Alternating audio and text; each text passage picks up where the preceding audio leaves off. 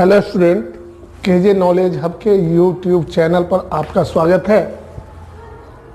यह चैनल हमने विभिन्न प्रतियोगी परीक्षाओं जैसे UPSC, BPSC, state, PCS, NDA, Indian air force, navy, SSC, RPF, Bihar दरोगा भर्ती परीक्षा 2020 तथा सिपाही भर्ती परीक्षा, एसआई परीक्षा इत्यादि के संदर्भ में तैयार किया है। तो आज हम सामान्य ज्ञान के भाग 17 में 20 नए प्रश्नों के बारे में जानकारी प्राप्त करते हैं। तो हमारा पहला प्रश्न है, डेनिश ईस्ट इंडिया कंपनी की स्थापना कब हुई थी? 1612 में, 1616 में, 1620 में और 1621 में। डेनमार्क की एक कंपनी थी जो भारत में व्यापार के लिए बनाई गई थी। यह कंपनी 1616 में बनाई गई थी। 1845 में इस कंपनी ने अपनी जो कोठी श्रीरामपुर में थी, इसके अलावा और जितनी भी कोठियां थी वो अंग्रेजों के हाथों बेच करके भारत से, चूंकि इसका व्यापार नहीं चला तो ये भारत से चले गए। ऐसे ईस्ट इंडिया कंपनी बनाने वाले देशों में डेनमार्क, इंग्लैंड की ईस्ट इंडिया कंपनी, फ्रांस की फ्रांस ईस्ट इंडिया कंपनी इत्यादि थी। तो हमारा उत्तर होगा 1616 ईस्वी में डेनिश ईस्ट इंडिया कंपनी की स्थापना हुई थी, 1616 में। अगला है 2023 में रग्बी विश्व कप का आयोजन किस देश में होगा? तो जैसा कि आपको यहाँ ऑप्शन दिया गया है, फ्रांस, जापान, कनाडा, ऑस्ट्रेलिया। 1987 में ऑस्ट्रेलिया और न्यूजीलैंड ने प्रथम रग्बी विश्व कप का आयोजन किया था। इसमें तकरीबन 20 विश्व की टीमें भाग लेती हैं। जो 2019 का विजेता है, जो जापान में आयोजित हुई थी, उस रग्बी विश्व कप का विजेता दक्षिण अफ्रीका है। 1987 से अब तक 1987 में, 1991 में, 1995 में, 1999 में, 2003, 2007, 2011, 2015, 2019 और 2023 में अगला जो रग्बी का विश्व कप है वह फ्रांस में आयोजित होगा। हमारा उत्तर होगा फ्रांस में आयोजित होगा। इसके पहले 2019 का जापान में आयोजित हुआ था और प्रथम जो है ऑस्ट्रेलिया और न्यूजीलैंड के सहयोग से हुआ था। भारत में रेडियो प्रसारण की शुरुआत कब हुई? प्रश्न संख्या 3 है, भारत में रेडियो प्रसारण की शुरुआत कब हुई? तो इसका ऑप्शन हम देखते हैं 1947 में, 1936 में, 1930 में और या 1927 में। तो हमारा उत्तर होगा 1927 में भारत में रेडियो प्रसारण की शुरुआत हुई थी। लेकिन सरकार के अधीन इंपीरियल रेडियो स्टेशन की स्थापना 1936 में हुई थी। अगला सवाल है, भारतीय राष्ट्रीय कांग्रेस की स्थापना कब हुई? 1881 में, 1883 में, 1885 में या 1887 में?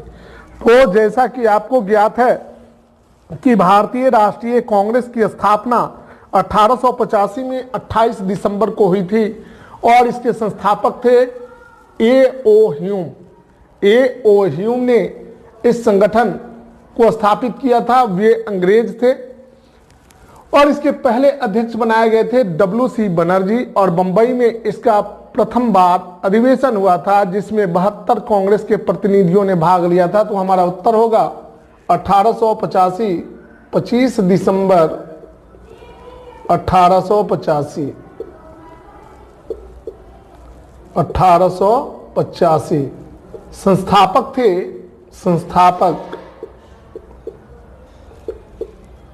ए.ओ. ह्यूम, एक अंग्रेज अधिकारी थे, ए.ओ. ह्यूम।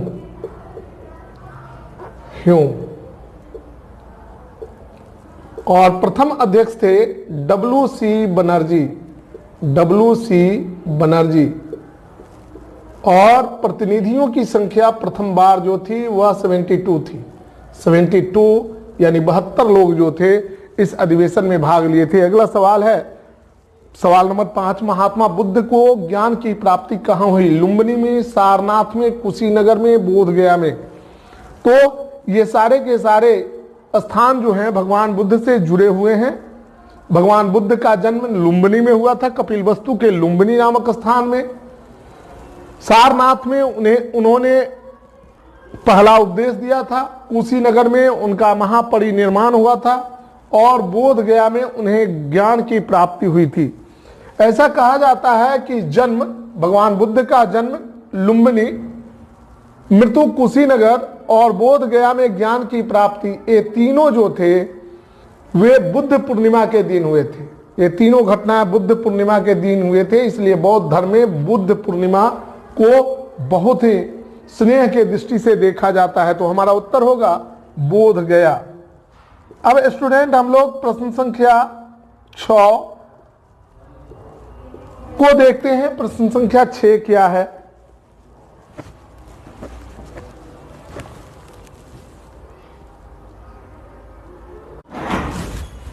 क्वेश्चन नंबर 6 है, ईरान का पुराना नाम क्या है? सुमेरिया, मेसोपोटामिया, फारस, केमिया। केमिया मिस्र का प्राचीन नाम है। सुमेर की सभ्यता थी और मेसोपोटामिया भी एक सभ्यता थी विश्व की प्राचीन सभ्यताओं में। मेसोपोटामिया को वर्तमान में इराक कहा जाता है, केमिया मिस्र को कहा जाता है और फारस जो है ईरान को कहा जाता है। तो ईरान का पुराना नाम है फारस। फारस की खाड़ी में अवस्थित है। अगला है सवाल, हिंद स्वराज नामक पुस्तक के लेखक कौन हैं? Mohandas Karamchand Gandhi, Jawaharlal Nehru, doctor S Radhakrishnan, doctor Rajendra Prasad. जैसे कि आपको पता है, जवाहरलाल नेहरू ने भी कुछ पुस्तकों की रचना की थी, जिसमें discovery of India, Bharat Ek Khoj, doctor glimpses of world history. Doctor S Radhakrishnan ने हिंदू व्यू ऑफ लाइफ नामक पुस्तक की रचना की थी और मोहनदास करमचंद गांधी ने भी बहुत सारे पुस्तकों की रचना की थी, जिसमें हिंद स्वराज भी था। यह 1909 में पब्लिश्ड हुआ था, हिंद स्वराज। इसमें भारत में स्वराज के बारे में, आंतरिक स्वराज के बारे में, होम रूल के बारे में बताया गया है। तो हिंद स्वराज का लेखक जो हैं के रचयिता मोहनदास करमचंद गांधी, M.K. गांधी हैं, M.K. गांधी। अगला सवाल है, प्लेटो या प्लूटो का संबंध किस देश से है? प्लूटो एक महान दार्शनिक थे। इनका संबंध किस देश से? इटली से, ग्रीस से, चीन से या मिस्र से? तो प्लूटो या प्लेटो सुकरात के शिष्य थे। सुकरात महान दार्शनिक थे यूनान के, उन्हीं के शिष्य थे और अरस्तु के गुरु थे। अरस्तु के गुरु और सुकरात के शिष्य थे। तो प्लेटो का संबंध ग्रीस से है। इन्होंने एक महान कृति रिपब्लिक की रचना की है और द लॉज की रचना की है। ठीक है। हमारे सौर मंडल का सबसे बड़ा उपग्रह कौन है?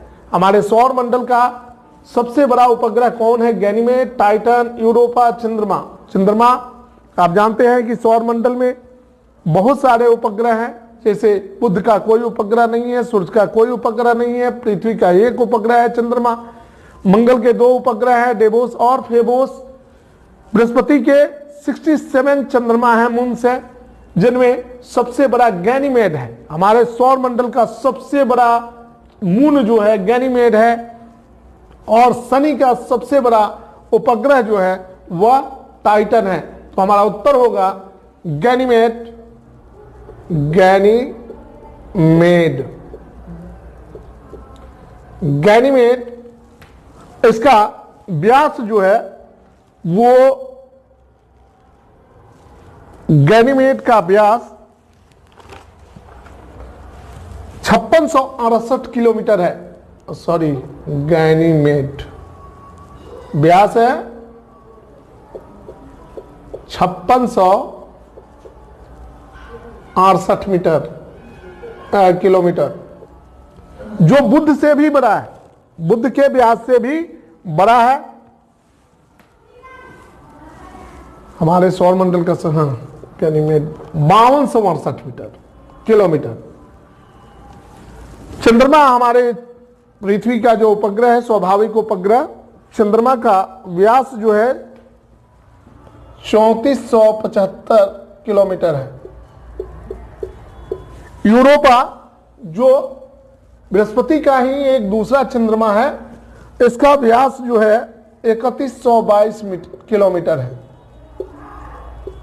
और शनि के सबसे बड़े उपग्रह टाइटन का जो व्यास है 5150 मीटर है, 5150 किलोमीटर। और इसका है गैनीमेड का 5268। देखते हैं टॉर्क क्या है। टॉर्क क्या है? टॉर्क F इंटू पी यानी बल गुने द्रव्यमान को टॉर्क कहते हैं। I इंटू अल्फा यानी जड़त्व आघूर्ण गुने कोणीय त्वरण। डिस्टेंस इंटू स्पीड यानी चाल गुने दूरी, चाहे दूरी गुने चाल, इनमें से कोई नहीं। तो टॉर्क जो है जड़त्व आघूर्ण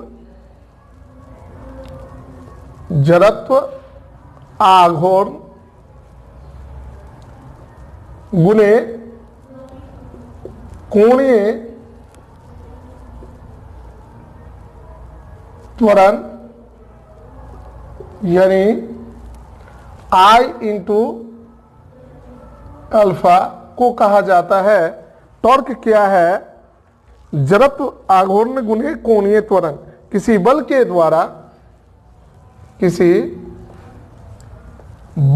द्वारा किसी वस्तु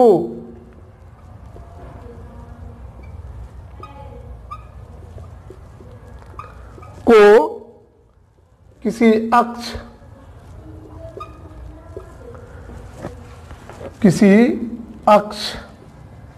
के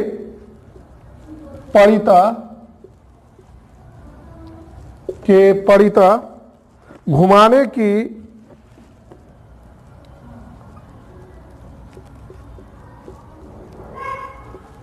प्रवृत्ति को टॉर्क कहते हैं।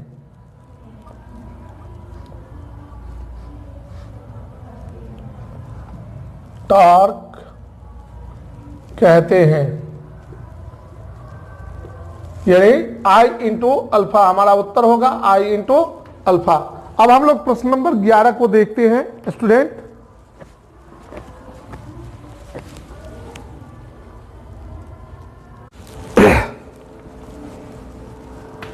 देखते हैं इनमें से कौन सी प्रक्रिया वृष्टि का रूप नहीं है। वृष्टि का निर्माण कैसे होता है?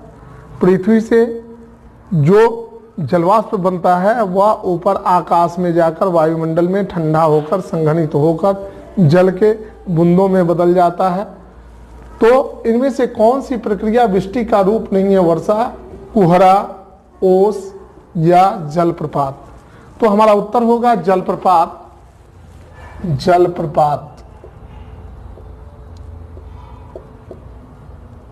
यह एक स्थल पर पाया जाने वाला ऊंचाई से जब जल गिरता है ऊंचे स्थलों से, उसको जलप्रपात की संज्ञा दी जाती है। जबकि जलवाष्प के संघनन से वर्षा का भी निर्माण होता है, कोहरा का भी निर्माण होता है और ओस का भी निर्माण होता है। तो हमारा उत्तर होगा जलप्रपात। अगला सवाल है विद्युतीय रूप से परमाणु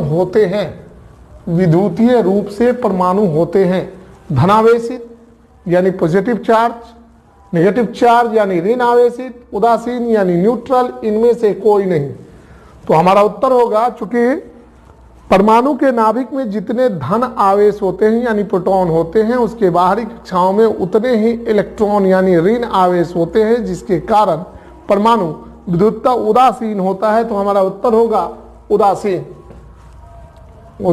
न्यूट्रल होता है। अगला सवाल है प्रश्न संख्या 13।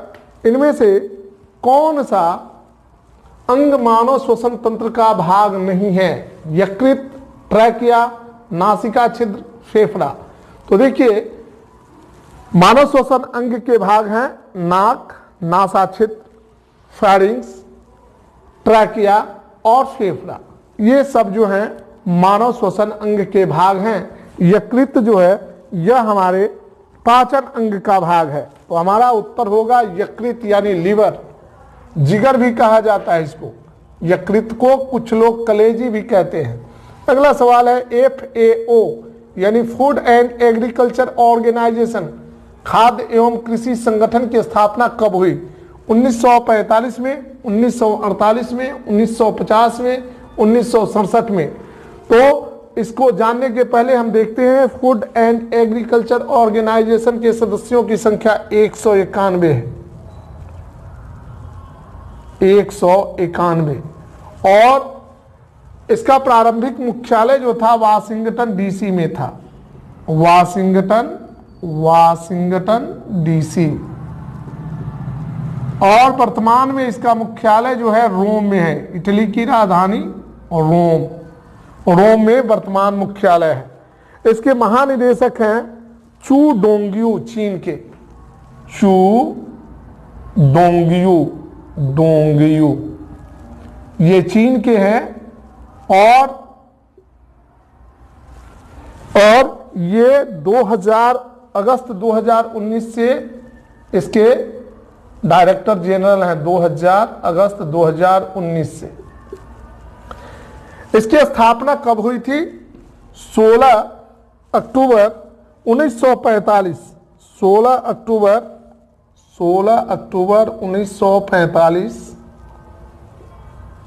1945 को कनाडा के क्यूबेक नामक शहर में हुआ था। FAO की स्थापना 16 अक्टूबर 1945 को क्यूबेक एक नगर है कनाडा का, वहां हुआ था। तो और प्रारंभिक मुख्यालय वाशिंगटन से 1951 में ट्रांसफर किया गया रोम को, और वर्तमान मुख्यालय जो है रोम में है, इटली के शहर रोम में। तो हमारा उत्तर होगा 1945। अगला सवाल है बांग्लादेश का गठन कब हुआ? 1947 में, 1971 में, 1972 में या 1973 में? 1947 में धर्म के आधार पर भारत का विभाजन हुआ था, जिसमें एक देश बना था पाकिस्तान। पाकिस्तान को भारत के दो ओर, पश्चिमी भाग में और पूर्वी भाग में स्थान दिए गए थे। पूर्वी भाग वाले भाग को पूर्वी पाकिस्तान और पश्चिमी भाग वाले भाग को पश्चिमी पाकिस्तान कहा जाता था। लेकिन पश्चिमी पाकिस्तान का लगातार अत्याचार पूर्वी पाकिस्तान पर बढ़ता गया, जिसके चलते वहां के लोग विद्रोही तेवर अपनाए और वहां की जनता ने विद्रोह कर दिया, जिसके कारण भारतीय सेना ने मुक्ति वाहिनी बनाकर बांग्लादेश को मुक्त कराने का प्रयास शुरू किया। और 16 दिसंबर 1971 को बांग्लादेश पाकिस्तान से अलग हो गया। 16 दिसंबर 1971 को बांग्लादेश ने अपनी स्वतंत्रता की घोषणा कर दी, यानी हमारा उत्तर होगा 1971। अब हम लोग प्रश्न संख्या 16 को देखते हैं। आंसर इसका होगा 1971। 16 को देखते हैं, प्रश्न संख्या 16 क्या है।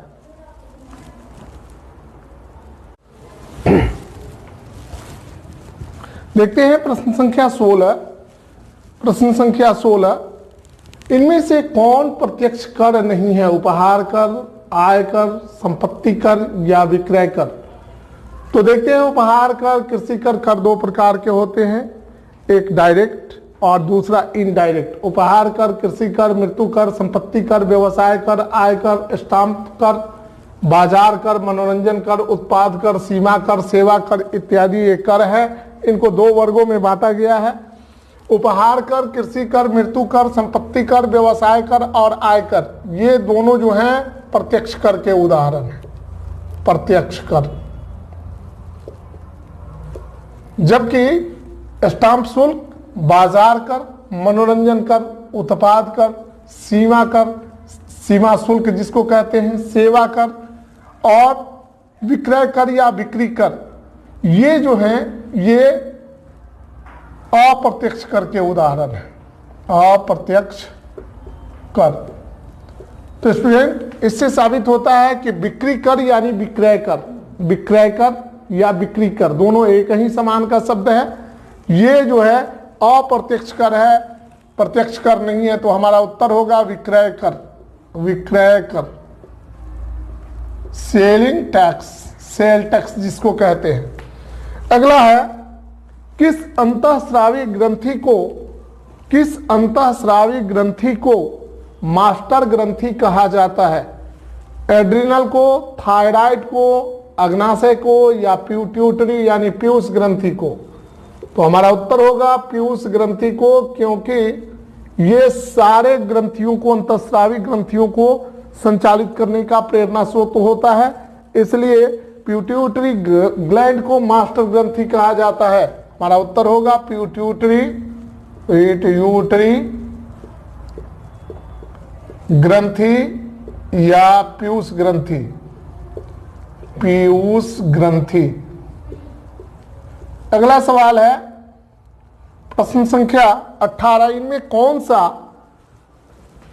कौन सा परमाणविक कण अस्थायी होता है? इलेक्ट्रॉन, प्रोटॉन, न्यूट्रॉन या मेजॉन? तो देखिए, परमाणु के 3 फंडामेंटल पार्टिकल हैं, 3 मौलिक कण हैं, इलेक्ट्रॉन, प्रोटॉन और neutron. Meson, positron, neutrino, antineutrino, ये सभी अस्थायी कण होते हैं। तो हमारा उत्तर होगा मेजॉन। मेजॉन, न्यूट्रिनो,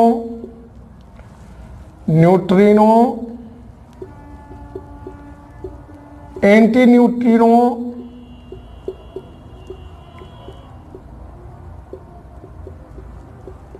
और पॉजिट्रॉन, ये सभी के सभी अस्थायी कण होते हैं। अगला सवाल है ध्वनि तरंग किस दर से गति करता है? ध्वनि की चाल जो है पर सेकेंड 332 मीटर होती है। तो 332 गुने 1 मीटर में 3.281 फीट होता है। 281 फीट को जब गुना करेंगे मीटर पर सेकेंड, तो फीट पर सेकेंड हो जाएगा। ये कन्वर्ट करेंगे तो बराबर हो जाएगा 1089.292 फीट पर सेकेंड। इसका मतलब कि हमारा उत्तर जो होगा 1100 फीट पर सेकेंड होगा। यही हमारा उत्तर होगा। ये इसके बहुत ही नजदीक है। 1100 फीट 1.1 मील प्रति सेकेंड, 332 मीटर होता है पर सेकेंड, 550 यार्ड पर सेकेंड, ये भी बहुत बड़ी दूरी है। 1100 फीट पर सेकेंड होगा हमारा उत्तर। अगला है सुरक्षा परिषद में अस्थायी सदस्यों की संख्या क्या है? तो 1965 के पहले सुरक्षा परिषद में टोटली सदस्य जो थे उनकी संख्या, सुरक्षा परिषद में टोटली संख्या 11 थी, जिसमें 5 अस्थायी सदस्य थे और 6 जो थे अस्थायी सदस्य थे। अस्थायी सदस्यों का निर्वाचन प्रति 2 वर्ष के लिए होता है। तो अस्थायी सदस्य है अमेरिका, फ्रांस, रूस, चीन और ब्रिटेन। ये 5 अस्थायी सदस्य हैं। तो अस्थायी सदस्यों की संख्या 5 है। हमारा उत्तर होगा 5। 1965 में यह संख्या जो है अस्थायी सदस्यों की संख्या 10 कर दी गई, लेकिन अस्थायी सदस्यों की संख्या में कोई परिवर्तन नहीं किया गया। तो वर्तमान में सुरक्षा परिषद में 10 अस्थायी सदस्य और 5 अस्थायी सदस्य हैं। इस प्रकार सुरक्षा परिषद में कुल सदस्यों की संख्या 15 है। तो स्टूडेंट, आज हमने आपके समक्ष 20 प्रश्नों को रखा। उसके बारे में जो तथ्यात्मक जानकारी थी आपको मैंने दी। अगर आपको हमारा वीडियो अच्छा लगे तो इसे लाइक करें, शेयर करें, सब्सक्राइब करें और अगले वीडियो का इंतजार करें। तब तक के लिए बाय बाय, धन्यवाद।